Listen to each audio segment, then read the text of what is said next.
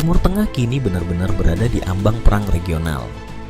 Bagaimana tidak, Iran telah melancarkan serangan balasan yang terasa tak terkendali dan tak mengenal batas.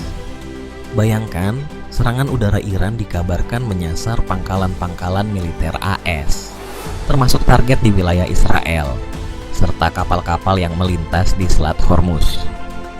Dan sekarang, Iran juga dilaporkan menargetkan kedutaan besar AS di Riyadh dengan serangan drone kamikaze. Semua itu terjadi setelah AS dan Israel disebut melakukan kesalahan yang fatal, yaitu membunuh pemimpin agung Iran, Ali Khamenei. Kini pembalasan terus berlanjut dan Iran tengah mempertimbangkan sosok pengganti mendiang Ali Khamenei. Jadi pertanyaannya, siapa sajakah yang pantas menduduki posisi tertinggi itu? Mari kita ulas satu persatu.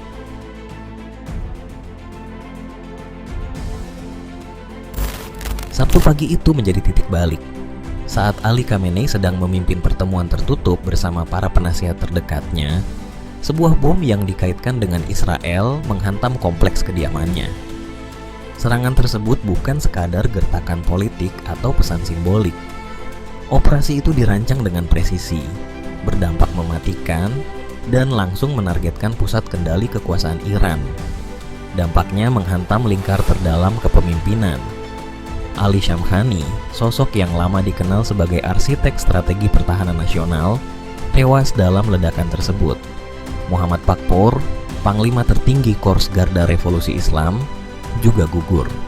Dua figur ini selama bertahun-tahun berdiri di sisi Khamenei sebagai orang kepercayaan utama dalam urusan keamanan dan militer. Data korban menunjukkan skala tragedi yang luar biasa. 201 orang meninggal dunia dan 747 lainnya mengalami luka-luka. Angka ini menjadikan peristiwa tersebut sebagai salah satu serangan paling berdarah dalam sejarah modern Iran.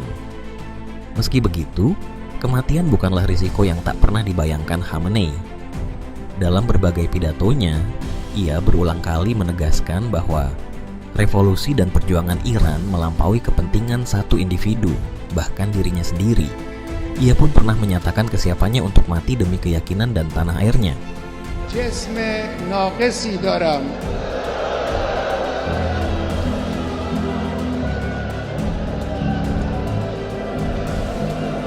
اندک آبرویی هم دارم که این رو هم خود شما به ما دادید همه اینها رو من کف دست گرفتم در راه این انقلاب و در راه اسلام فدا خواهم کرد. Seiring kabar wafatnya menyebar, Pasal 111 Konstitusi Iran langsung diberlakukan. Mekanisme negara bergerak tanpa jeda. Kekuasaan sementara dialihkan kepada Dewan Kepemimpinan, sementara proses suksesi dijalankan secara tertutup oleh Majelis Pakar dengan setiap nama kandidat melalui penyaringan ketat Dewan Penjaga Konstitusi. Di balik pintu-pintu rapat yang tak tersorot publik, daftar calon pemimpin baru mulai disusun. Tahap berikutnya adalah suksesi, sebuah proses yang berlangsung sunyi namun syarat ketegangan politik. Beberapa nama segera beredar sebagai calon kuat pemimpin tertinggi Iran berikutnya. Namun dalam sistem yang penuh kalkulasi ini, tidak ada satupun posisi yang benar-benar terjamin. Hasan Khomeini menjadi figur yang paling sering diperbincangkan. Ia merupakan cucu Ayatollah Ruhollah Khomeini, tokoh yang mendirikan Republik Islam Iran. Meski belum pernah menduduki jabatan publik resmi, Hasan dikenal memiliki kecenderungan reformis moderat. Pandangannya dinilai lebih terbuka, terutama dalam isu sosial dan arah kebijakan publik, berbeda dengan garis keras yang selama ini mendominasi panggung kekuasaan. Di mata elit garis keras, Hasan dinilai terlalu lunak. Pada tahun 2016 ia pernah mencoba masuk ke Majelis Pakar, namun langkahnya terhenti setelah Dewan Penjaga Konstitusi mendiskualifikasinya. Peristiwa itu menjadi sinyal jelas bahwa jalannya menuju pucuk kekuasaan bukan hanya terjal, tetapi juga bisa saja sengaja ditutup. Nama lain yang jauh lebih sensitif adalah Mojtaba Khamenei, putra kedua sang pemimpin. Walau tidak memegang jabatan formal, pengaruhnya disebut sangat besar di balik layar, dengan jaring kuat di Korps Garda Revolusi Islam serta milisi Basij. Namun skema ayah ke anak dianggap sebagai garis merah oleh banyak ulama Syiah di Iran. Republik Islam berdiri dari revolusi yang menumbangkan monarki. Sementara Mujtaba juga bukan ulama dengan pangkat tinggi. Bagi sebagian elit, ia memang memiliki kekuatan pengaruh, tetapi tetap dinilai terlalu berisiko bagi legitimasi sistem. Dari kalangan ulama institusional, muncul nama Ali Reza Arafi. Ia menjabat sebagai wakil ketua majelis pakar, pernah duduk di Dewan Penjaga, memimpin sistem seminari Iran, serta menjadi imam salat Jumat di Qom, pusat keagamaan terpenting di negara itu. Rangkaian posisi tersebut mencerminkan besarnya kepercayaan Khamenei terhadap kapasitas birokrasi dan institusionalnya. Meski demikian, Arafi tidak dikenal sebagai aktor politik yang tangguh, dan basis pengaruhnya di lingkar elit keamanan relatif terbatas. Di sisi lain, kubu garis keras mendorong Mohammad Mehdi Mirbagheri. Anggota majelis pakar ini dikenal vokal dalam menentang Barat dan memimpin Akademi Ilmu Pengetahuan Islam di Qom. Gagasannya keras dan konfrontatif, dipuji oleh sebagian kalangan, namun juga membuat banyak pihak bersikap waspada. Ada pula Gholam Hossein Mohseni EJI yang sejak 2021 memimpin lembaga peradilan Iran. Rekam jejaknya di dunia intelijen dan penegakan hukum membuatnya dipandang sebagai representasi klasik dari rezim garis keras. Persoalannya, satu nama yang dipilih berarti nama lain harus tersisih. Dalam politik Iran, pihak yang tersingkir jarang melangkah pergi tanpa gejolak. Di tengah tarik-menarik penentuan pengganti Khamenei, setidaknya 3 skenario masa depan Iran mulai terbuka, dan masing-masing membawa risiko besar.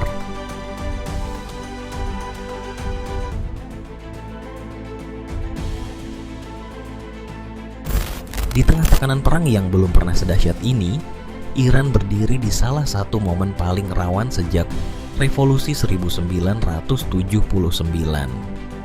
Serangan dari luar, tekanan global yang semakin kuat, serta kosongnya figur pemimpin tertinggi membuat arah negara ini dipertanyakan. Setelah semua yang terjadi, kemana Iran akan bergerak? Kemungkinan pertama adalah kelanjutan rezim. Dalam skenario ini, sistem tetap utuh. Kekuasaan berpindah secara terkontrol kepada penerus dari lingkar dalam, ulama senior, elit politik, dan tokoh yang telah lolos penyaringan ketat mekanisme negara. Nama dan wajah boleh berganti, tetapi garis kebijakan tidak banyak berubah. Dari luar, Iran tampak stabil, roda pemerintahan terus berjalan, dan struktur lama tetap dipertahankan. Namun ketenangan ini tipis. Permukaan terlihat tenang, sementara di bawahnya ketidakpuasan publik terus tersimpan. Kemungkinan kedua adalah dominasi militer. Bila kondisi darurat berlarut-larut, kendali negara bisa sepenuhnya beralih ke tangan bersenjata. Korps Garda Revolusi Islam tidak lagi sekadar pelindung revolusi, melainkan menjadi pusat kekuasaan itu sendiri. Iran dapat menjelma negara bergaya garnisun, tempat keputusan politik lahir di ruang komando, bukan di podium keagamaan. Konsekuensinya jelas, kontrol diperketat, respons diperkeras, dan gesekan dengan dunia luar makin terbuka.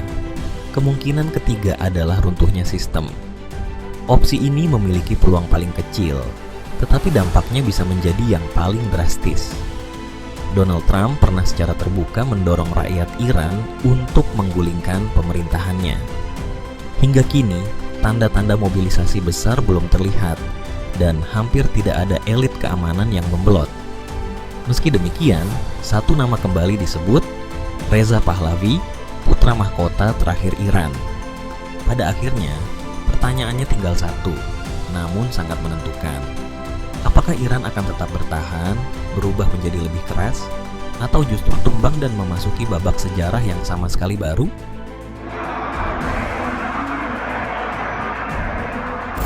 Seusai wafatnya Ali Khamenei, keadaan Iran tidak bisa disebut sederhana. Masyarakatnya kini seolah hidup dalam dua kenyataan yang saling bertolak belakang. Di alun-alun Teheran, ribuan warga larut dalam duka, menangis, meneriakkan slogan, dan mengangkat poster sang pemimpin. Namun pada saat yang sama, lini masa media sosial memperlihatkan suasana yang berbeda. Ada yang menari di jalan, membunyikan klakson, bahkan menyalakan kembang api ketika kabar kematian itu menyebar. Perbedaan reaksi ini memperlihatkan retakan sosial yang telah lama terpendam selama era Khamenei. Bagi sebagian kelompok yang pernah merasakan penindasan keras dalam gelombang protes nasional beberapa tahun terakhir, momen ini terasa seperti penutup dari periode panjang ketakutan. Di ranah geopolitik, suhu justru semakin meningkat. Israel dan Amerika Serikat melanjutkan serangan. Minggu pagi di Teheran, ledakan besar mengangkat asap hitam di sekitar markas kepolisian nasional, pengadilan revolusioner, kompleks pemerintahan, hingga Kementerian Pertahanan. Amerika bahkan secara terbuka meluncurkan sistem HIMARS dari wilayah negara-negara Timur Tengah. Meskipun sebelumnya sejumlah negara Arab berjanji tidak membuka ruang udara mereka untuk operasi terhadap Iran. Yang menarik, wafatnya pemimpin tertinggi tidak membuat mesin militer Iran berhenti. Serangan balasan ke Israel tetap dilakukan secara masif. Bedanya, pengawasan dan sensor militer kini jauh lebih ketat dibandingkan perang 12 hari sebelumnya, sehingga dokumentasi dampak serangan hampir tidak muncul di ruang publik. Iran pun memperluas sasaran. Serangan disebut mengarah ke Siprus, yang dituding sebagai kapal induk strategis Amerika Serikat. Pelabuhan Duk-Em di Oman juga masuk dalam daftar target, sebuah titik logistik penting bagi Angkatan Laut AS dalam mendukung operasi kapal induk USS Abraham Lincoln. Pesannya tegas, Khamenei mungkin simbol, tetapi keputusan perang kini sepenuhnya berada di tangan IRGC. Munculnya kembali Reza Pahlavi di panggung internasional belum menggoyahkan perhitungan kekuasaan di Teheran. Ia tidak memiliki kekuatan militer tandingan untuk menekan rezim. Bahkan dorongan dari Donald Trump maupun Benjamin Netanyahu sejauh ini belum mampu meruntuhkan fondasi struktur politik Iran. Sementara itu, Korps Garda Revolusi Islam tetap berdiri solid. Ali Larijani, figur penting yang kini memegang kendali setelah wafatnya Khamenei, bahkan melontarkan ancaman peluncuran rudal baru ke Amerika dan Israel. Senjata yang diklaim memiliki daya hancur besar dan belum pernah dipamerkan kepada publik internasional. Disinilah semuanya mengerucut.